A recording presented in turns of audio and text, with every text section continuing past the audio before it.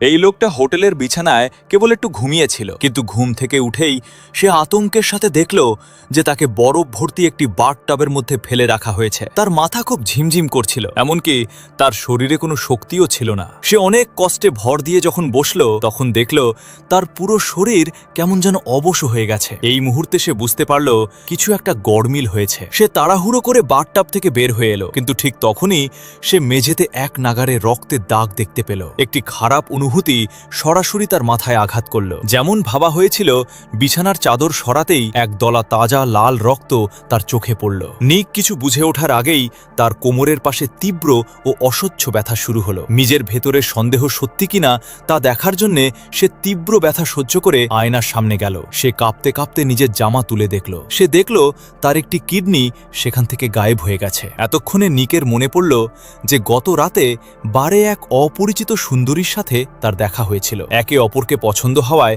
তারা দুজনে এই হোটেলে একসাথে এসেছিল। এই সময়ে সে ওই মেয়ের দেওয়া এক গ্লাস জল খেয়েছিল। জল খাওয়ার পরেই সে ঝিমঝিম করে ঘুমিয়ে পড়েছিল। এরপর তার আর কিছুই মনে ছিল না। নিক নিশ্চিত হল যে সেই অপরিচিত সুন্দরী চুপচাপ তার কিডনিটি চুরি করে কেটে নিয়ে গেছে। আরও আশ্চর্যের বিষয় হল তার লাগেজ বক্সে রাখা পিস্তলটিও সেখানে ছিল না। একজন শীর্ষস্তরের খুনি হয়েও এমন ধোঁকা খাওয়া নিকের জন্যে চরম অপমানের ছিল। কিন্তু বর্তমান পরিস্থিতি অন্যরকম ছিল। এখন সবচেয়ে জরুরি কাজ ছিল তার হারিয়ে যাওয়া কিডনিটি দ্রুত খুঁজে বের করা, কারণ সেটি যদি অন্য কারো শরীরে প্রতিস্থাপন করা হয়ে যায় তবে তার কোনোদিন ফিরে পাওয়া যাবে না। যেহেতু নিক একটি অচেনা দেশে ছিল, তাই এখানকার পরিবেশ তার চেনা ছিল না। সে সাহায্যের জন্য প্রথমে এখানকারই এক পুরনো সহযোদ্ধার সাথে যোগাযোগ করল।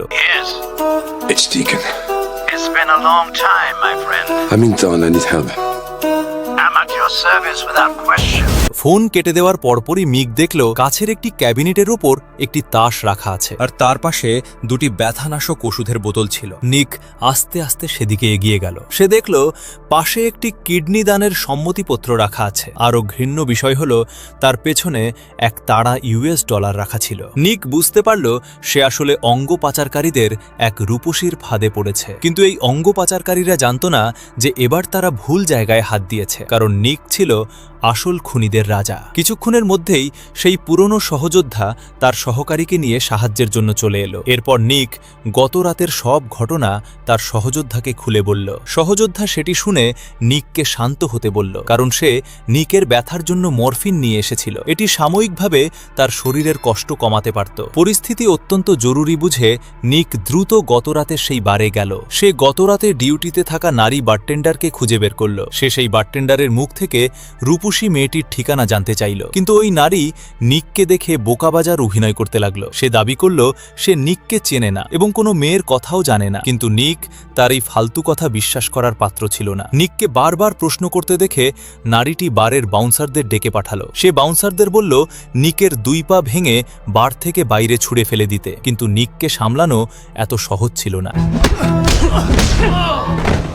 যদিও সে তার একটি কিডনি হারিয়েছিল, তবুও তার লড়াই করার ক্ষমতা ছিল মারাত্মক। চারপাশ থেকে আক্রান্ত হয়েও সে একটুও দমে যায়নি। মাত্র কয়েক মিনিটের মধ্যে সে এই সমস্ত ছোটখাটো গুন্ডাদের পিটিয়ে মাটিতে ফেলে দিল। এটি দেখে বারের বাকি গ্রাহকেরা ভয়ে যে যেদিকে পারল পালিয়ে গেল। নিকের এই রূপ দেখে নারী বারটেন্ডারও সুযোগ বুঝে পেছনের দরজা দিয়ে পালালো, কিন্তু নিক তাকে কোনোভাবেই ছাড়ল না। সে তখনই তার পিছু পিছু ভেতরে চলে গেল। সেখানে গিয়ে সে ওই নারীর অতপেতে থাকা আক্রমণের শিকার হলো। ভাগ্য ভালো যে নিকের রিফ্লেক্স ভালো ছিল। সে এক পাশে সরে গিয়ে নারীর গলা চেপে ধরল। এরপর সে তাকে একটি লোহার দরজার সাথে চেপে ধরল। সে তার হাতের ছোট ছুরিটি মাটিতে ফেলে দিল এবং মেয়েটির ঠিকানা বলার জন্য হুমকি দিল। নিককে খুব বিপজ্জনক দেখে বারটেন্ডার শেষ পর্যন্ত সব তথ্য বলে দিল। Okay, her name is Anna. There she is. Gladys. Who's Zoltan? Her pimp? The one who came in to pay me. নিজের প্রয়োজনীয় সূত্র পাওয়ার পর নিক তখনই সেই মেয়ের বাড়ির উদ্দেশ্যে রওনা দিতে চাইল, কিন্তু একটু আগের তীব্র মারামারির কারণে তার পিঠের সেলাই করা ক্ষতটি আবার ফেটে গিয়েছিল। পরের মুহূর্তেই তার চোখের সামনে অন্ধকার নেমে এলো এবং সে অজ্ঞান হয়ে পড়ে গেল। যখন তার আবার জ্ঞান ফিরল, সে নিজেকে হাসপাতালের বিছানায় দেখতে পেল। ঠিক এই সময়ে নিকের বড় ভাইও হাসপাতালে এসে পৌঁছালে। এখন নিক আর বিছানায় স্থির থাকতে পারছিল না, কারণ এই কিডনিটি তাদের সবার জন্য অত্যন্ত গুরুত্বপূর্ণ ছিল। আসলে তার ভাইয়ের মেয়ের একটি বড় কিডনি রোগ ছিল। এখন তার জরুরি ভিত্তিতে একটি কিডনি প্রতিস্থাপনের প্রয়োজন ছিল, আর নিকের কিডনিটি হুবহু সেই মেয়ের শরীরের সাথে মিলে গিয়েছিল।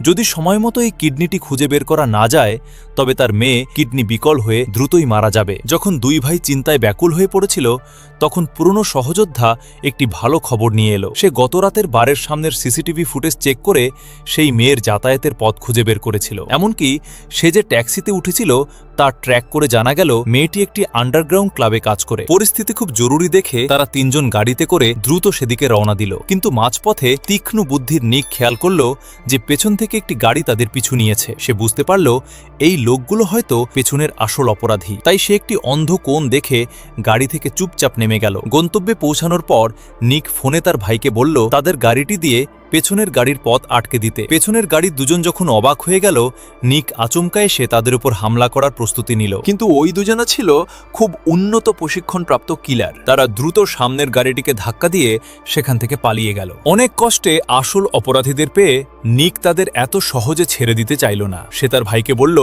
জোরে এক্সিলারেটর চেপে গাড়ির পিছু নিতে। দুই পক্ষের মধ্যে রাস্তার ওপরে একটি রোমাঞ্চকর গাড়ির রেস শুরু হলো। কিন্তু ভাইয়ের গাড়ি চালানোর হাত খুব একটা ভালো ছিল না। কয়েকটা রাস্তা পার হওয়ার পর পেছনের গাড়িটি তাদের চোখ ফাঁকি দিয়ে পালিয়ে গেল। উপায় না পেয়ে তারা আবার সেই মেয়ের ওপরেই নিজেদের আশা টিকিয়ে রাখল। ক্লাবের দরজার সামনে পৌঁছানোর পর নিক নিচে গিয়ে খোঁজার দায়িত্ব নিল, আর তার সহযোদ্ধা ভাই বাইরে পাহারা দেওয়ার জন্য থেকে গেল। অনেক খোঁজাখুঁজির পর অবশেষে একটি অন্ধকার করিডোরে সে চেনা অবয়বটি দেখতে পেল। কিন্তু চারপাশ খুব অন্ধকার থাকায় সে নিশ্চিত হতে পারছিল না যে এটিই আন্না কিনা। তাকে আগেভাগে সতর্ক না করার জন্য নিক আন্নার মোবাইল নম্বরে কল দিল। হ্যালো। ফোনের ওপাশ থেকে কোনো আওয়াজ না আসায় মেয়েটিও কিছু একটা আঁচ করতে পারল। সে যখন পেছনে তাকালো, নিকের খুনে চেহারা দেখে সে ভয়ে কেঁপে উঠল। আন্না বাধ্য হয়ে নিকের সাথে একটি পুরনো গুদামের ভেতরে গিয়ে ঢুকল। চারপাশ ফাঁকা দেখে নিক সরাসরি কাজের কথা এলো। নিক সরাসরি তাকে জিজ্ঞেস করল তার কিডনিটি এখন কোথায় আছে। কিন্তু আন্না বলল সে নিজেও তা জানে না। সে আরও বলল সে এই কাজগুলো করতে বাধ্য হয়েছিল। যদি সে এই কাজ না করত, তবে মাফিয়ারা তাকে নির্যাতন করে মেরে ফেলত। নিক যখন ভাবছিল পরবর্তী পদক্ষেপ কি হবে, তখন এক ব্যক্তি বন্দুক হাতে সেখান থেকে বের হয়ে এলো। এই ব্যক্তিটিই ছিল বসের প্রধান লোক, যে আন্নাকে দিয়ে নিকের কিডনি চুরি করিয়েছে। বিপদের এই মুহূর্তে নিকের ভাই চিন্তিত হয়ে ভেতরে চলে এলো। কিন্তু সে জীবনে কোনোদিন বন্দুক চালায়নি। সে কাঁপতে কাঁপতে মাফিয়াদের অস্ত্র নামিয়ে রাখার হুমকি দিল। এই ঝামেলার মাঝেই নিক লাথি দিয়ে একটি কাগজের বক্স ছুড়ে দিল। এরপর সে দ্রুত একটি তাকের পেছনে গিয়ে লুকিয়ে পড়ল। সে মাফিয়া দলের সদস্যদের লক্ষ্য করে নিখুঁত নিশানা করতে লাগলো। একজন টপ কিলার হওয়ায় তার প্রতিটি গুলি লক্ষ্যভেদ করছিল। সে খুব সহজেই কয়েকজনকে মাটিতে শুইয়ে দিল। মাফিয়া বস বুঝতে পারল নিক খুব বিপজ্জনক, তাই সে গুলি করতে করতে পেছনের দিকে পালাতে লাগলো। কিন্তু নিক তাকে কোনোভাবেই ছেড়ে দেওয়ার পাত্র ছিল না। সে তার হারিয়ে যাওয়া কিডনিটি যে কোনো মূল্যে ফেরত চেয়েছিল। কিন্তু মাফিয়া বস কোনো নিয়ম না মেনে সরাসরি তাদের দিকে একটি ফ্ল্যাশ বোমা ছুড়ে দিল।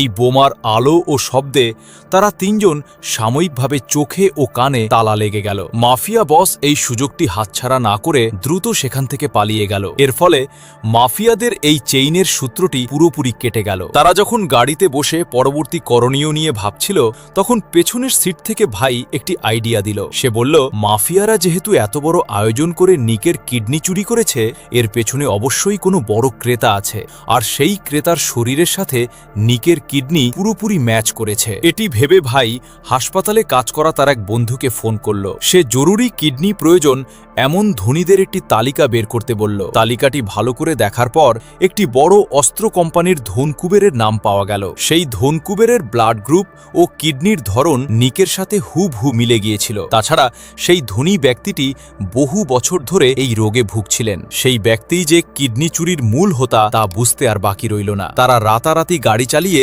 সেই ধনীর বিশাল ভিলার সামনে গিয়ে পৌঁছালে। কিন্তু তারা ভাবতেও পারেনি যে ভিলার নিরাপত্তা ব্যবস্থা ছিল অত্যন্ত কড়া। চারপাশ সশস্ত্র পাহারাদারেরা অনবরত টহল দিচ্ছিল। সাধারণ উপায়ে ভেতরে গিয়ে ধনীকে খুঁজে বের করা অসম্ভব ছিল। কিন্তু ঠিক তখনই নিকের মাথায় একটি চাল এলো। সে একাই চুপচাপ ভিলার সীমানার ভেতরে ঢুকে পড়ল।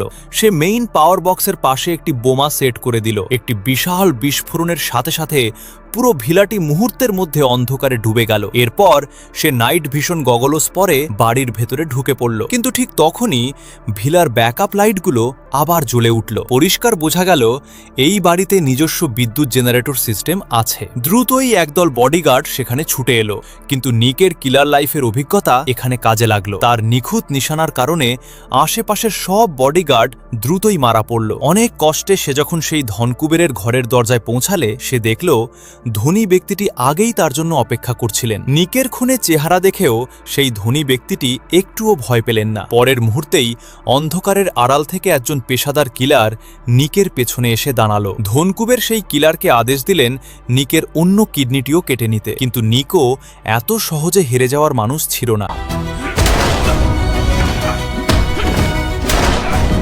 তবে একটি কিডনি না থাকায় এবং শরীরের দুর্বলতার কারণে সে লড়াইয়ে কিছুটা পিছিয়ে পড়ছিল। কিছুক্ষণের মধ্যেই নিক মার খেয়ে নিচে পড়ে গেল। ঠিক শেষ মুহূর্তে নিকের ভাই সঠিক সময়ে সেখানে এসে হাজির হলো।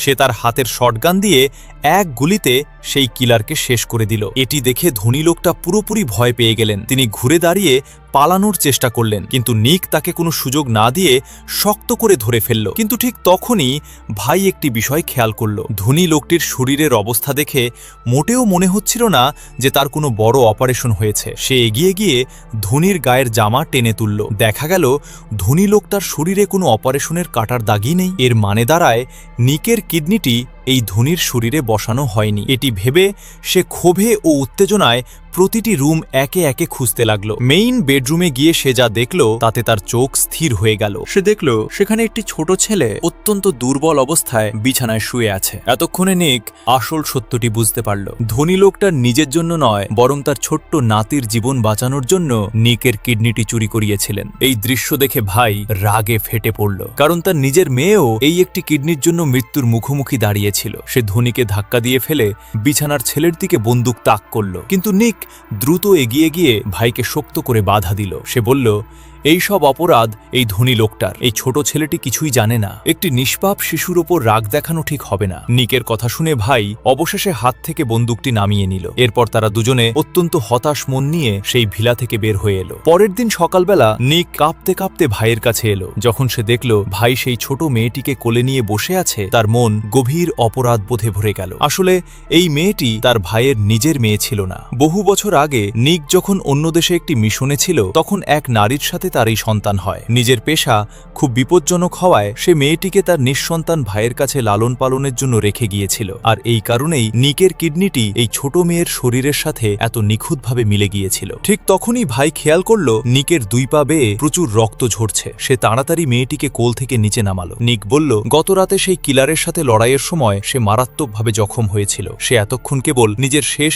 ইচ্ছা ও শক্তি দিয়ে বেঁচেছিল। সে তার মেয়েকে শেষবারের মতো এক নজর দেখতে চেয়েছিল। সে তার ভাইকে শেষ অনুরোধ করল। সে বলল, সে মারা যাওয়ার পর তার শেষ কিডনিটি যেন কেটে তার মেয়ের শরীরে প্রতিস্থাপন করা হয়। নিজের শেষ ইচ্ছাটি জানিয়ে নিক আস্তে আস্তে তার জীবনের শেষ শ্বাসটি ত্যাগ করল। গল্পের শেষ দৃশ্যে দেখা যায় মেয়েটির কিডনি অপারেশনটি সফলভাবে সম্পন্ন হয়েছে। সে তার বাবার দেওয়া নতুন জীবন ও স্মৃতি নিয়ে ভবিষ্যতের দিকে এগিয়ে চলল। আর এভাবেই সিনেমার গল্পটি শেষ হলো। গল্পটি আপনাদের কেমন লেগেছে অবশ্যই কমেন্ট করে জানাবেন। আর এমন আরও নতুন নতুন ভিডিও পেতে চ্যানেলটি সাবস্ক্রাইব করতে ভুলবেন না। ভিডিওটি দেখার জন্য অসংখ্য ধন্যবাদ।